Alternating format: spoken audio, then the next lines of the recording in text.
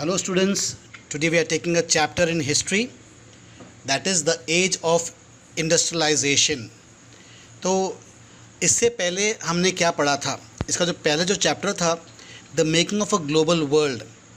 और global world जब बना, जब दुनिया एक दूसरे से संपर्क करने लगी, तो it led to the mass production of goods.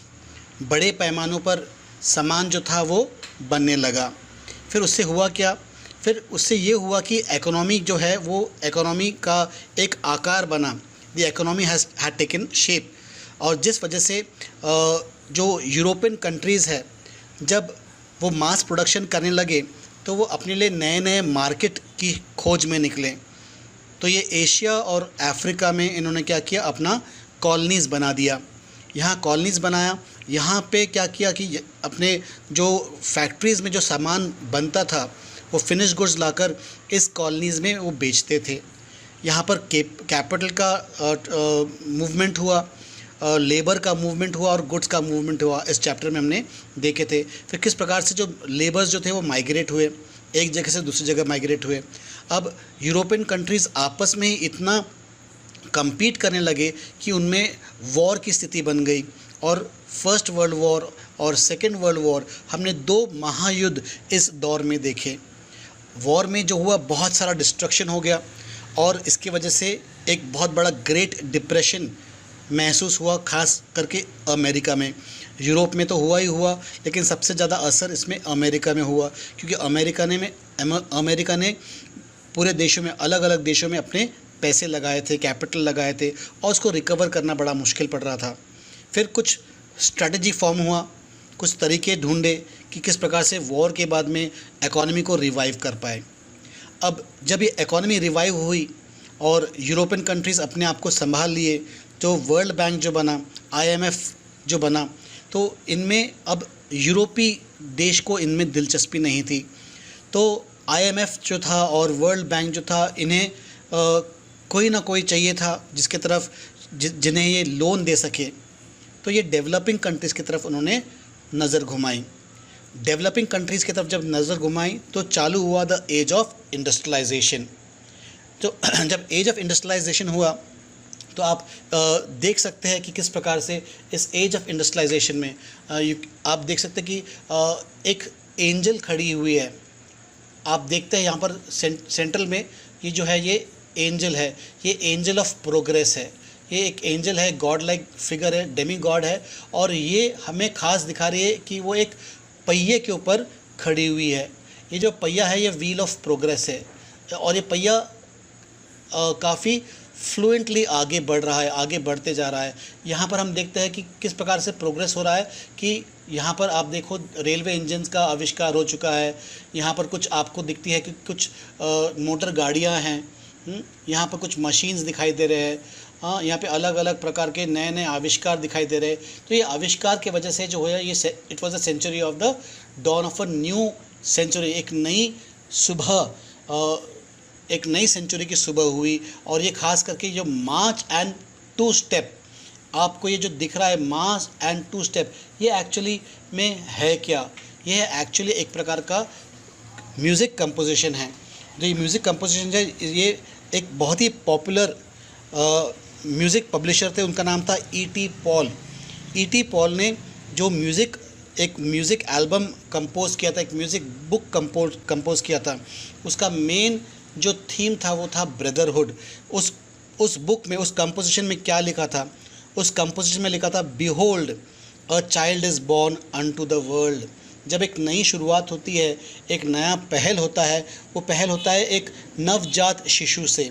तो इस सेंचुरी का जो नवजात शिशु था, वो बता रहा है कि behold a child is born into this world, a man child, study strong and beautiful. तो रेफ़र करते हैं कि ये जो चाइल्ड है वो एक मैन चाइल्ड है, मीन्स ये द सन ऑफ गॉड है, भगवान के एक पुत्र है जो जन्म लिया है इंसान के रूप में, मानव के रूप में। और ये मानव पुत्र जो है वो बहुत ही स्ट्रॉन्ग है, बहुत ही ब्यूटीफुल है and wonderful. He claps a shining scroll on which is writ the future of the race. उनके हाथ में क्या है, भगवान के हाथ में क्या एक शाइनिंग स्क्रोल है। इस पिक्चर में तो नहीं दर्शाया, लेकिन ये नोट जो कहता है, ये म्यूज़िकल नोट जो कहते हैं कि ये म्यूज़िकल नोट कहता है कि उनके हाथों में, भगवान के हाथों में एक स्क्रोल है, एक पत्र है जिसमें इस मानव जाति के भविष्य के बारे में लिखा हुआ है। It tells of peace and justice, love and truth. तो ये स्क्रोल में क्या लिखा है कि शांति बहाल है, ये दौर शांति का है, ये दौर जस्टिस का है, ये दौर जो है सच्चाई का है, ये दौर प्यार मोहब्बत का दौर है। The end of wars, the death of enmity. ये स्क्रोल में लिखा है कि जो वॉर है अब ख़त्म हो गया, और जो दुश्मनी की जो भावना है उसका अंत हो गया है। And best of all this universal law. और इससे सबसे अच्छी बात क्या है, इसमें एक यूनिवर्सल लॉ है। ये यूनिवर्सल लॉ क्या है? God's fatherhood, the brotherhood of man. God's fatherhood यानी हम सब मानव जाति के केवल एक ही पिता है, एक ही भगवान है। वो भगवान हमारे पिता है जो स्वर्ग में है, स्वर्ग में जो विराजमान है वही हमारे पिता है। And the brotherhood of man, और जो भगवान का जो बेटा है, जो धरती पर जिन्होंने उन्हें धरती पर भेजा है, वो हमारे भाई है। इसका मतलब हम सब भाई भाई है और हमें लड़ने की ज़रूरत नहीं है। तो आइए हम शुरुआत करते हैं इस चैप्टर की। बहुत ही अच्छा चैप्टर है। द चैप्टर का नाम क्या है? The dawn of the century, यानी द एज ऑफ इंडस्ट्रियलाइजेशन इस चैप्टर का नाम है। और इसमें ये चैप्टर को पेंटिंग से दर्शाया है, the dawn of the century, जो कि एक प्रकार का म्यूज़िकल नोट है।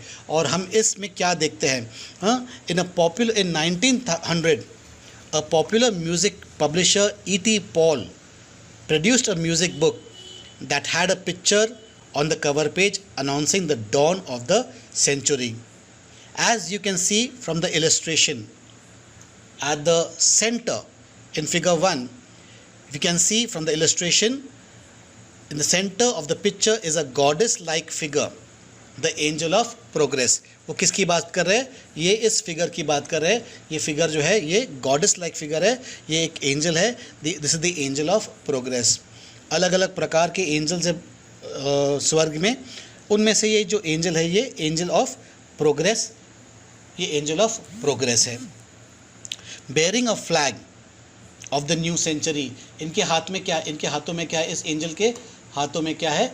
इस एंजल के हाथ में ये आप जहाँ पे जो देख रहे हैं, इस एंजल के हाथ में एक फ्लैग है। ये फ्लैग जो है the flag of the century है। Okay, she is gently perched on a wheel with wings.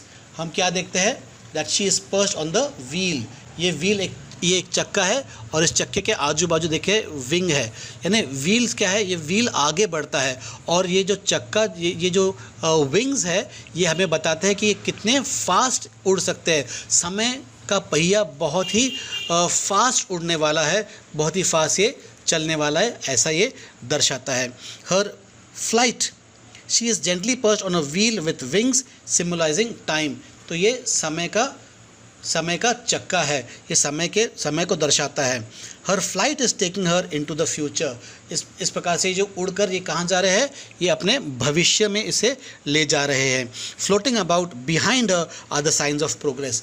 इनके पीछे में, इस स्टैचू के पीछे में हमें ये सब जो दिखाई दे रहा है, ये पूरे जो है वो ये हमें प्रोग्रेस की ओर, प्रगति की ओर हमें ले जा रहे हैं। वहाँ पर हमें क्या क्या दिखता है? Floating about behind her are the sign of progress, the railways, the camera, machines, printing press and factories. ये सब जो है हमें प्रगति की ओर ले जाते हैं। This glorification of machines and technology is even more marked in a picture which appeared on the pages of the trade magazine over 100 years ago. तो हम फिगर 2 में, जो फिगर 2 जो है, इसमें हम देखते हैं कि ये जो फिगर है, ये तो इससे पहले भी पब्लिश हो चुकी थी कि किस प्रकार से मशीन और टेक्नोलॉजी आपको प्रगति की ओर ले जा सकते हैं। इट शोज़ टू मैजिशियंस, यहाँ पर आपको दो जादूगर दिखते हैं। ये एक जादूगर है, ये अलादीन है, और ये दूसरा जादूगर है जो कि एक मैकेनिक है, एक इंजीनियर है। तो ये दो जादूगर, ये जो पहला जादूगर है ये हमारे अतीत की बात करता है, हमारे अतीत, हमारे पास्ट की बात करता है, जो ईस्ट नेशंस ने डोमिनेट किया था। जैसा अरेबियन, ये अलादीन की कहानी कहाँ की कहानी है?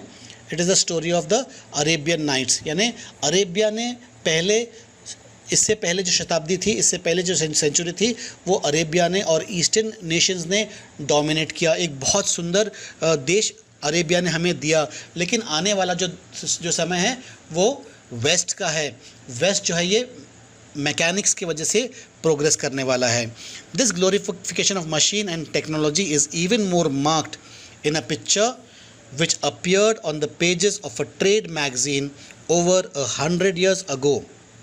It shows two magicians. The one at the top is Aladdin from the Orient, who built a beautiful palace with his magic lamp. The one at the bottom is the modern mechanic, who with his modern tools weaves a new magic. तो Aladdin ने अपने जादुई चिराग से एक नई दुनिया, एक बहुत सुंदर दुनिया बुनी थी। लेकिन ये जो नया जो मैजिशियन है वो कोई जादुई चमत्कार तो नहीं करता, लेकिन ये अपने मशीन के द्वारा, अपने इंजीनियरिंग स्किल्स के द्वारा ये एक नई दुनिया क्रिएट करता है। ये भी कोई जादू से कम नहीं है। Aladdin is shown as representing the East and the past. The mechanic stands for the West and modernity. These images offer us triumphant account of the modern world. Within this account, the modern world is associated with rapid technological change and innovation, machines and factories, railways and steamships. The history and industrialization thus becomes simply a story of development, and the modern age appears as a wonderful time of technological progress. तो ये picture हमें क्या दर्शाता है कि ये जो Aladdin जो है ये तो अतीत है, ये बीत चुका है, लेकिन भविष्य जो है ये वर्तमान काल और भविष्य काल इन जादुई मैकेनिक्स के हाथों में है। और इनके द्वारा ये जो मशीन्स बनाते हैं, ये जो रेलवे इंजन्स बनाते हैं, ये हमें एक बहुत ही सुंदर और बहुत ही बेहतरीन टेक्नोलॉजिकल प्रोग्रेस की ओर हमें ले जा रहे हैं। These images and associations have now become part of popular imagination. तो ये हमारे कल्पना के एक बहुत ही इम्पॉर्टेंट हिस्से बन चुके हैं। Do you not see a rapid industrialization as a time of progress and modernity? Do you not think that the spread of railways and factories and construction of high-rise buildings and bridges is a sign of society's development? तो किस प्रकार से हम देखते हैं कि जो सबसे ज़्यादा डेवलप्ड नेशंस है आज के ज़माने में, अगर हम सोचते हैं तो सबसे ज़्यादा डेवलप्ड कौन है, तो यूएसए का नाम सबसे उभर कर आता है। और यूएसए के बाद अगर कोई नाम आता है तो चाइना का। ये दोनों नाम इसलिए आते हैं कि ये आपस में कम्पीट कर रहे हैं वर्ल्ड मार्केट को लेकर, वापस से वही वर्ल्ड मार्केट को लेकर। हमने देखा है प्रीवियस चैप्टर में किस प्रकार से चाइना में जो मल्टीनेशनल कंपनीज़ है वहाँ पर आके उन्होंने अपने कंपनीज़, अपने फैक्ट्रीज़, अपने इंडस्ट्रीज़ वहाँ पर सेटअप कर दिए। तो यहाँ पर जो इंडस्ट्रियलाइजेशन जो तब्दील ये हुई, जो चेंजेस हुआ, वो इंडस्ट्रियलाइजेशन की वजह से आज चाइना ने इतना प्रोग्रेस कर लिया। चाइना का प्रोग्रेस जो है वो thanks to the western world कि उन्होंने सस्ते लेबर के चक्कर में चाइना को चुना और वहाँ जाकर अपनी इंडस्ट्रीज़ बना ली। अब नौबत ये आ रही है कि वेस्टर्न वर्ल्ड को चाइना से कम्पीट करना पड़ रहा है। तो जितना आप इंडस्ट्रियलाइज होगे, जितने आपके पास में बड़ी बड़ी इंडस्ट्रीज़ होगी, खास करके आयरन एंड स्टील इंडस्ट्रीज़, खास करके टेक्नोलॉजिकल इंडस्ट्रीज़, मोबाइल फ़ोन्स या गैजेट्स की जो इंडस्ट्रीज़ है, मॉडर्न टेक्नोलॉजी की जो इंडस्ट्रीज़ है, ये जिसके पास ज़्यादा रहेगी वो आज वर्ल्ड के ऊपर राज करेगा। तो इस प्रकार से प्रोग्रेस जो होता है वो इंडस्ट्रीज़ के द्वारा होता है। How have these image developed and how do we relate to these ideas? Is industrialisation always based on rapid technological development? Can we today continue to glorify continuous mechanization of all work? What has industrialization meant to people's lives? To answer such questions, we need to turn to the history of industrialization. तो क्या वाकई में industrialisation एक ऐसा माध्यम है जिससे वो हमें प्रोग्रेस की और प्रगति की ओर ले जाएगा? तो ये जानने के लिए हमें सबसे पहले तो इंडस्ट्रियलाइजेशन के बारे में, उसके इतिहास के बारे में हमें जानना है कि वाकई में क्या इंडस्ट्रियलाइजेशन इंसान की ज़िंदगी को टच करता है क्या, उसको चेंज करता है क्या? So in this chapter we will look at this history by focusing first on Britain, the first industrial nation, and then India, where the pattern of industrial change was conditioned by colonial rule. तो इस chapter में हम क्या देखेंगे कि सबसे पहले जो इंग्लैंड जो था, जो सबसे पहले इंडस्ट्रियलाइज्ड नेशन बना, इंग्लैंड ने 19th सेंचुरी में पूरे वर्ल्ड के ऊपर राज क्यों किया? क्योंकि उसने सबसे पहले इंडस्ट्रियलाइजेशन में पहल की। वह सबसे पहला देश था जहाँ पर इंडस्ट्रीज़ बनी। Then it was followed by France, it was followed by Germany and then followed by America. फिर क्या हुआ कि इन्होंने अपने कॉलोनीज़ बना दिए। India is one of the colonies of the British empire. तो जब इंडिया एक कॉलोनी बनी तो इंडिया में भी इंग्लैंड के वजह से कुछ ना कुछ तब्दीलियाँ आई है, कुछ ना कुछ चेंजेस आए हैं, और उसके वजह से इंडिया भी इंडस्ट्रियलाइज नेशन बना। तो चलो इस चैप्टर को हम और डिटेल में समझने की कोशिश करते हैं। तो ये जो चैप्टर जो है, फिर all too often we associate industrialisation with the growth of factory industry. When we talk of industrial production we refer to factory production. When we talk of industrial workers, we mean factory workers. Histories and industries very often begin, histories of industrialization very often begin with the setting up of the first factories. तो जब हम industrialisation के बारे में बात करते हैं तो हमारे मन में क्या चित्र आता है? हमारे मन में फैक्ट्रीज़ का पिक्चर आता है कि जहाँ पर फैक्ट्रीज़ होता है, जहाँ पर गुड्स प्रोड्यूस होते हैं, वह हमारे लिए हम कहते हैं कि वह इंडस्ट्रियलाइजेशन है। तो अगर इंडस्ट्रियलाइजेशन की हिस्ट्री के तरफ हम ध्यान करते हैं, नज़र फिराते हैं, तो इसकी शुरुआत कहाँ से होती है? सबसे पहले इसकी शुरुआत होती है फैक्ट्रीज से। There is a problem with such ideas. Even before factories began to dot the landscape in England and Europe, there was large-scale industrial production for an international market. This was not based on factories. Many historians now refer to this phase of industrialization as proto-industrialization. Proto-industrialization का मतलब क्या है? Indicating the first or the early form of something. Proto का मतलब होता है indicate की जो शुरुआत, पहल। तो जो हमारी कल्पना है कि इंडस्ट्रीज़ मतलब फैक्ट्रीज़, इंडस्ट्रीज़ मतलब mass production at a given building, at a particular building, ऐसा नहीं था। इंडस्ट्रीज़ बनने से पहले भी इंग्लैंड में, लंदन में बड़े पैमाने पर गुड्स बनते थे, सामग्री बना करती थी। तो ये एक प्रकार का कॉटेज इंडस्ट्री के टाइप में था। किसी एक गांव को किसी एक पर्टिकुलर गुड्स के लिए चुना जाता था। उदाहरण के तौर पे कोई गांव जहां पर बहुत सारी भेड़ बकरियां हैं, तो इस गांव को उन लोग यहाँ से वुलन टेक्सटाइल के लिए चुन लेंगे। यहाँ से वुल को निकालेंगे शीप में से, इनको वीव करेंगे, इनको डाई करेंगे। तो एक गांव में ये केवल रॉ मटेरियल प्रोड्यूस करेगा। फिर यहाँ से रॉ मटेरियल ले जाकर लंदन में इसको सप्लाई करेंगे। वहाँ पर लेन्स और बाई लेन्स में छोटे छोटे मकानों में इंडस्ट्रीज़ हुआ करती थी, वहाँ पर जाकर ये कपड़े में बुना जाते थे। तो इस प्रकार से पहले भी जब फैक्ट्रीज़ नहीं थे तो भी इंडस्ट्रियलाइजेशन चल रहा था, लेकिन वो एक बिल्डिंग के रूप में नहीं था, वो एक सेटलमेंट के रूप में था। तो इसे हम कहते हैं proto industrialisation.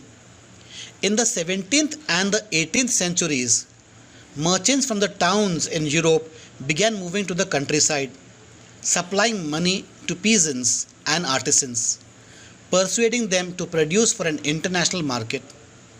With the expansion of the world trade and the acquisition of colonies in different parts of the world, the demand for goods began growing, but merchants could not expand production within towns. तो 17th और 18th centuries में 17th और 18th century में जो व्यापारी था उसका व्यापार तो दूसरे देश के साथ में ऑलरेडी एस्टैब्लिश हो चुका था। तो यहाँ की ज़रूरत को पूरा करने के लिए उसे मास प्रोडक्शन करना बहुत ज़रूरी था। तो वो यूरोप के ही टाउन्स में, छोटे छोटे शहरों में या गाँव में वो जाते थे। वहाँ जाके वहाँ के लोगों को पैसा देकर, एडवांस में पैसा देकर, उनको लोभ देकर, लालच देकर वहाँ के आर्टिसन से और वहाँ के पीजेंट्स के साथ में मिलकर उनको परसुएट करते, उनको कन्विंस करते थे और इंटरनेशनल मार्केट के लिए वो सामग्री बनवा लिया करते थे। इस प्रकार से क्या तो जो उनका जो ट्रेड था वो एक्सपैंड होता था और कॉलोनीज़ के दूसरे हिस्सों में वो सामान को पहुँचाया कर सकते थे। But merchants could not expand production within towns. This was because here urban crafts and trade guilds were powerful. These were associations of producers that trained craftspeople, maintained control over production, regulated competition and prices, and restricted the entry of new people into the trade. लेकिन यहाँ पर व्यापारियों को क्या समस्या आ रही थी? Towns में खास करके ये समस्या थी कि यहाँ पर ट्रेड यूनियंस हुआ करते थे। यहाँ पे गिल्ड्स होते थे। गिल्ड्स मतलब एक संगठन। अगर लोहार है तो लोहारों का एक अपना खुद का गिल्ड होगा, कुम्हारों का अपना एक गिल्ड होगा। तो इनको एक्सप्लॉइट करना थोड़ा मुश्किल पड़ जा रहा था। इनसे सस्ते में काम कराना थोड़ा सा मुश्किल पड़ जा रहा था। तो इन्हें एक नई एरिया ढूंढनी अनिवार्य हो गई थी। Rulers granted different guilds the monopoly right to produce the trade in specific products. It was therefore difficult for new merchants to set up business in towns, so they turned to the countryside. इसलिए यहाँ के जो rulers थे वो इन guild को खास करके अधिकार दिया करते थे और जब अधिकार इनको दिया जाता था तो ये जो गिल्ड है किसी नए इंसान को यहाँ पर आने नहीं देते थे। इसलिए जो व्यापारी जो थे वो गांव की तरफ उन्होंने अपना रुख कर दिया कि टाउन में उनकी दाल गलने से रही। इसलिए गांव की तरफ जहाँ पे सिंपल लोग, पीजेंट्स लोग रहते थे, उनको कन्विंस करके उनसे काम कराने की कोशिश करते थे। In the country side poor peasants and artisans began working for the merchants. परिणाम क्या हुआ? यहाँ पे गरीब थे इसलिए ये मर्चेंट्स के लिए काम करने लगे. As you have seen in the text book last year, this was a time when open fields were disappearing and commons were being enclosed. हमने लास्ट ईयर 9th क्लास में पढ़ा था किस प्रकार से कॉमन्स के ऊपर मर्चेंट्स का या अमीर लोगों का कब्जा होने लगा और कॉमन्स जो एक प्रकार से इन पीजेंट्स का सप्लीमेंट था. अगर उनके अनाज उनके पास नहीं थे तो कॉमन्स में बहुत कुछ था. जंगल्स थे, फ्रूट के ट्रीज़ थी, घास थे, बाग थे, खलियान थे, बाग बगीचे थे, खलियान थे, यहाँ पर इनके जानवर चर सकते थे. तो ये एक प्रकार से इनका सप्लीमेंट्री इनकम था. लेकिन जब ये सप्लीमेंट्री इनकम गायब हो गया तो इनको दिक्कत होने लगी और इनकी दिक्कत पूरी करने के लिए कौन आ गया? मर्चेंट्स आ गए. मर्चेंट्स आके इनको एडवांस देने लगे, पैसे देने लगे और मजबूरन होके लालच में आके ये इनके लिए सस्ते में काम करना चालू कर दिए. Many had tiny plots of land which could not provide work for all members of the household. So when merchants came around and offered advances to produce goods for them, peasants' household eagerly agreed. By working for the merchants, they could remain in the countryside and contribute and continue to cultivate their small plots. तो क्या होगा कि जब merchants लोग आए, इनको पैसों का लालच दिया तो ये पैसों के लालच में फंस भी गए और इनके लिए काम भी करने लगे और ये शहर नहीं गए, ये गांव में ही रहे क्योंकि इनके पास में छोटे छोटे ज़मीनें थी जहाँ पर ये खेती बाड़ी कर सकते थे. तो ये खेती बाड़ी भी करते थे और अपने फ्री टाइम में ये मर्चेंट्स के लिए काम करते थे. क्योंकि जो कल्टीवेशन जो होता है वो एक कंटिन्यूस प्रोसेस नहीं होता है. रेन से पहले आप ज़मीन को हल चला लो, उसमें बी बो दो और फिर बारिश के लिए रुक जाओ और फिर अनाज को उगने दो. तो इस समय में जब वो रुकते हैं तो उनके पास काम था. तो ये सप्लीमेंट्री काम जो मर्चेंट्स ने उनको दिया, इनका सप्लीमेंट ऑफ इनकम बन गया. It also allowed them a Fuller use of their family labour resources. इससे क्या हुआ, जो एक परिवार में काफ़ी सदस्य थे तो छोटे से खेत में काम करने से ये इनका जो इनकम बढ़ता नहीं था. लेकिन अब उनके पास काम था, जो घर में जो लोग खाली पीली बैठे हैं उनके लिए भी अभी काम आ गया. With in this system a close relationship develop between the town and the country side. Merchants were based in towns, but the work was done mostly in the countryside. A merchant clothier in England purchased wool from a wool stapler and carried it to the spinners. The yarn thread that was spun was taken in subsequent stages of production to weavers, fullers, and then to dyers. The finishing was done in London before the export merchant sold the cloth in the international market. London, in fact, came to be known as the finishing center. तो इस प्रकार से अलग अलग गांव में अलग अलग काम करवा दिए जाते थे. जैसा स्टेपलर का काम था, जो शीप में से वुल निकालने वाला जो काम था उसको स्टेपलर कहते हैं. फिर वहाँ से वो वुल निकाल के स्पिनर्स के पास ले गए. वो वहाँ पर अपने जो चरखे में या यान में उसको बुनते थे, इसको धागा बनाते थे और फिर इसको ले जाकर फ्यूलर्स के पास लेके जाते थे. फ्यूलर्स के पास में से ये फ्यूलर्स जो इसको पूरा प्रकार का उसको फुल कर ले, यानी कंप्लीट धागा बना देता था. और इसके बाद में जो था फिर ठीक है, तो ये धागा बनाना, कपड़ा बनाना, उसके बाद में कपड़ा बनने के बाद में डायर्स के पास ले जाना, उसके ऊपर रंग चढ़ाना और फिर जाके ये लंदन जाता था कपड़ा, जहाँ पर इसको फिनिशिंग टचेस देते थे, जहाँ पर इसके ऊपर मर्चेंट का सील लगता था और ये पैक होकर लंदन मार्केट से वर्ल्ड मार्केट के लिए तैयार हो जाता था. इसीलिए लंदन को फिनिशिंग सेंटर भी कहा जाता था. This proto industrial system was thus part of a network of commercial exchanges. It was controlled by merchants and the goods were produced by a vast number of producers working within their family farms, not in factories. At each stage of production, 20 to 25 workers were employed by each merchant. This meant that each clothier was controlling hundreds of workers. तो इस प्रकार से जो proto industry का काम कैसा था, यानी जो beginning of the industry system का काम क्या था कि यहाँ पर एक नेटवर्क ऑफ सिस्टम, एक तरफ जो है स्टेपलर्स है, फ्यूलर्स है, डायर्स है, हाँ, स्पिनर्स है. तो इन सब का एक नेटवर्क सिस्टम था. हर जगह पर, हर स्टेज पर 20 से 25 वर्कर्स जो थे एम्प्लॉयड हुआ करते थे. तो एक मर्चेंट के पास में लगभग 100 के आसपास कामगार काम किया करते थे. तो आज हम यहाँ पर पॉज लेते हैं, यहाँ पर रुकते हैं और फिर आगे वाले क्लिप में मैं आपको समझाऊंगा कि किस प्रकार से फैक्ट्रियाँ बनने लगी. The coming of a factory हम आगे वाले क्लिप में पढ़ेंगे.